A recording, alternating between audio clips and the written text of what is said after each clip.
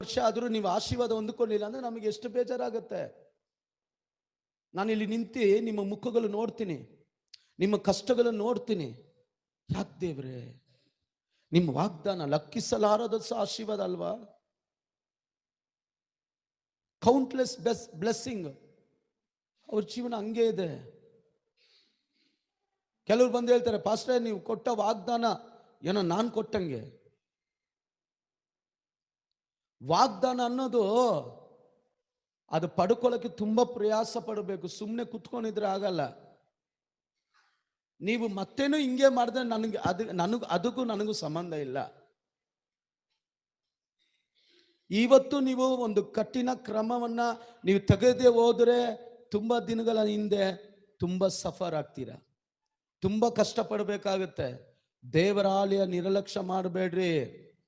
ದೇವರ ಆಲಯಕ್ಕೆ ಲೇಟ್ ಆಗಿ ಬರಬೇಡಿ.